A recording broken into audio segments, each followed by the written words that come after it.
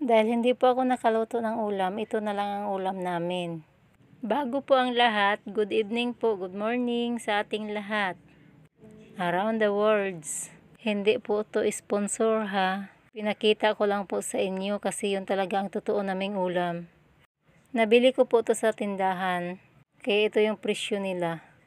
Haluan ko din po ng itlog ang beef loaf. Bago ko po iprito para hindi magdikit-dikit. Nagsimula na po ako magluto, binuksan ko na po yung dilata. Ito lang po yung pambukas ko, nasanay na ako nito. Kasi ito po yung lagi namin ginagamit, nagmula nung nasira yung can opener po namin. Pero maganda na din po ito gamitin kasi mabilis po siya makabukas. Gunting po ito guys, nga matulis yung dulo. Kailangan lang po pagkatapos gamitin itago. Lalo na po kung may bata kang kasama. Ay baka po matusok. Mahirap na po. Ito po talaga yung ulam namin pag hindi po ako nakakaluto ng ulam. Madali lang po ito kasi lutuin. Kanina po kasi ang dami kong ginagawa. Naglilinis po ako ng bahay, naglalaba po. Nabuksan ko na pala, hiniwa-hiwa ko na po. At ready na po siya para iprito. 2 lata lang po to. Pero pag nahiwa-hiwa, marami na po. Maganda talaga kung may stock ka nga mga dilata. Kasi kung may stock ka, di ka na po bibili sa tindahan. Nagbabati po ako ng itlog para ihalo ko dito. Masarap po kasi ito haluan ng itlog, malutong po. Lalo na po kung tostado yung pagkaluto. At ang itlog po lalagyan ko po ng konting asin. Bago ko po ilubog dito yung beef loaf para po malasa. At batihin pong mabuti para hindi mamuo yung asin. Nagpainit na po ako ng mantika sa kawali. At balutan ko na din po yung beef loaf sa itlog. Ito po kasi yung nagpapalutong sa ating piniprito. Dahan-dahanin ko lang po guys para hindi madurog. At nilagay ko na po sa kawali. At dahan-dahanin po paglagay para hindi kayo matalsikan ng mantika ang kumukulo. Inaisa-isa ko na pong prituhin. Mahirap po talaga lalo na pag nanay ka na. Lahat po ang ginagawa mo sa bahay, nagmamadali ka po para matapos na. At ang bilis po naman ng oras. Maya-maya tanghalian na naman or kaya hapunan. Magluluto na naman ng pagkain. Para may pagsalo-saluhan po ang buong pamilya. Pero okay lang po kahit simple lang po ang ulam. Ang importante po magkasama-sama. Yun talaga po ang importante at walang sakit ang buong pamilya. Blessing na po yun ni God para sa atin. Naalala ko po sa probinsya. Nung maliliit pa lang po kami. Minsan po kamuting kahoy or saging ang hapunan namin. Kasi hindi po kami nakabili ng bigas. Kasi wala pong pambili. At ang ulam po namin gulay na talbos na kamuti. At may bagoong. Masaya na po kami habang naghahapunan. Habang nagkukwentuhan kasi magkasama-sama po kami. Parang sarap na sarap kami sa kinakain namin. Lalo na po habang kumakain, nagbibiruan pa po. At di mawawala-wala ang kwentuhan. Di namin namalaya na ubos na yung pagkain. Kahit anong pagkain nga nakalapag po sa lamisa, kontento na po kami. At hindi po kami namimili ng pagkain. At makakain lang po kami ng masarap kung may birthday. At ang laging handa ng nanay ko, yung manok po nga tinula. Magkatay po sila ng manok. At ang dugo po ng manok ilalagay po sa noo ng nagbe-birthday. Bali po pa-cross ang paglagay. Yung pong nasanayan namin sa probinsya. At yung manok po, yun yung itinula ng nanay ko. Yung tatay ko po ang magluto. Grabe po kasarap ang tinula niya. Ang rekado lang po niya, loya po, bawang. At lalagyan po niya ng papaya. At bago po yun, yung manok, binababad po niya sa asin. At ginisa po niyang mabuti. At nilagyan po niya ng konting suka. Tapos marami pong malunggay. Grabe guys, kasarap. At nakaubos po kami ng isang kalderong kanin. Kaya yung kay nanay tatay tutong na lang po sa kanila. Basta guys, parang Jollibee na po namin yun. Yun lang po ang handa po namin nung magbe-birthday po kami, nung maliliit pa po kami. At wala po kaming lamisa. Sa sahig lang po kami kumakain, kaming lahat po. Magkasama-sama po kaming kumakain. Yun, parang sarap na sarap talaga kami. Kaya tuwang-tuwa po ako kung may magbe-birthday. Kasi makakain kami ng masarap na pagkain. Dahil mahirap po kami, kontento na po sa amin yung tinulang manok. Hindi po kami nakakatikim ng mga pritong manok. At kung may pira naman din yung nanay ko, bibili po siya ng tamban. Tamban po na isda. Yun po ang mura. At ipiprito niya ng tostado. At magana din po kami kumakain nung maliit pa po kami.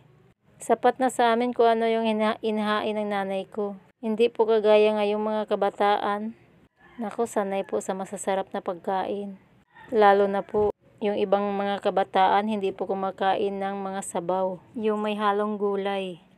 Kasi sabi nila pagkain mahirap daw po yun. Ang lagi niyang kinakain yung mga prito. Yung mga pritong baboy, pritong manok, pritong hotdog, mga tosino. Yung pong laging kinakain ng mga kabataan ngayon. Yun po kasi ang nakasanayan nila. Pero yung anak ko po, mahilig po sila sa mga sabaw. Minsan din po kung magpiprito po ako, kumakain din po sila nito. Pero minsan ko lang po to ginagawa. Karamihan po talaga yung inuulam nila, yung masabaw, yung maraming gulay. Lalo na po yung mga green po nga gulay. Ayaw lang po nila yung ampalaya. Pero yung isa ko pong anak kumakain po ng ampalaya. Pero yung panganay kong anak ayaw po niya. Kasi mapait daw. Pero hindi ko na lang po pipilitin. Ang mahalaga po kumakain po ng ibang gulay. Kagaya po kanina, ang ulam po naming tanghalian ay pakbit po. Nabili ko lang po yun sa labas. Kasi di po ako nakaluto kanina kasi busy po ako. Kahit sa isang araw makakain po sila ng gulay, sapat na po yun nga vitamin sa katawan nila. Ayun, binabaliktad-baliktad ko na po yung niluluto ko. Malapit na po ito maluto. Nag-color brown na po siya, malutong po ito. At masarap po ito, haluan po ng ketchup. Luto na po yung iba, konti na lang po ang pipirituhin ko. Marami po ako nakikitang kabataan po ngayon na sanay po sa gadget. Malaki po talaga ang kaibahan sa laking probinsya at laking Manila. Kasi ang laking probinsya po, maaga po kaming matutulog. At wala din po kaming cellphone. Kasi talagang hindi kami sinanay ng nanay ko nga mag-cellphone. At wala din po kaming pambili ng cellphone. Dati po nung nag-aaral pa po ako, pag-uwi ko po galing school, kung may libre po kaming oras, naglalaro po kami. Ang laro po namin dati ay syatong, bagol, takton, at saka tago-taguan. Yun talaga ang nausong laro sa probinsya. Pero karamihan po ang laking probinsya madiskarte. Kaya lang po wala pong pinag-aralan.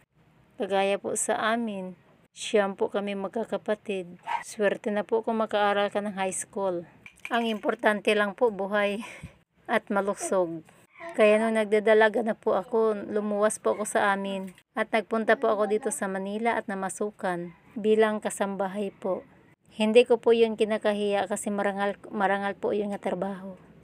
At least hindi po kami napunta sa ibang trabaho. Maaga po ako nagtrabaho, mga 16 years old pa po. Gusto ko pong mag-aral dati, kaya lang po walang pang paaral yung mga magulang ko. Kaya kontento na po ako sa buhay ko ngayon.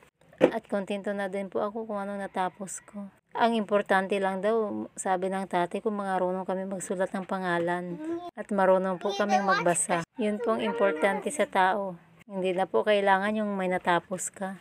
Pero para po sa akin, babawi na lang po ako sa mga anak ko. At sana po mapatapos namin sila. Para di nila maranasan ang naranasan namin. At para din po mabago yung buhay nila. Kwento po ako ng kwento sa buhay ko. Kumain na pala kami. Kain po tayo. Ito pala si Kuya Rickson. Mahiyain po yan sa kamera. Pero sa personal din po, mahiyain po. Pero masipag po yan mag-aral. Lord, thank you po sa pagkain. Ayun, kumakain na si BBGR. At hindi po yan mapili sa pagkain. At ang gusto po niyang kainin ay gulay. Na kahit anong klaseng gulay, basta green lang po. At totoo po yung kasabihan na ang bata ay mahilig sa gulay. Yun po ang nasanayan po niyang kainin. At ang bata din po nga hindi mahilig sa gulay kasi sinanay po sa masasarap na pagkain. Pag lumaki po siya, laging masarap na pagkain po ang kakainin niyan. At bihira lang po yan kumakain ng gulay. Kung ano pong nasanayan sa bata, yun pong nasanayan niya paglaki po. Mahirap po baguhin. Kasi yun pong nasanayan niya eh. At itong anak ko po nga si BBGR, kahit anong ulam, kinakain po niya. At nagluto din pala ako ng noodles, kapartner ko po sa meatloaf. Ayaw po kumain ng anak ko niyan. Ako lang po ang kakain ng noodles. At yung papa din namin, wala pa po, nasa trabaho pa po siya. Titirhan na lang po namin. Yun guys, kain po tayo uli. Thank you po for watching and God bless po sa ating lahat. At kung nagustuhan nyo po ang videos ko, huwag nyo pong kalimutan mag-like and subscribe para ma-updates po kayo kung may video pa po akong ina-upload. Thank you very much. Bye-bye po.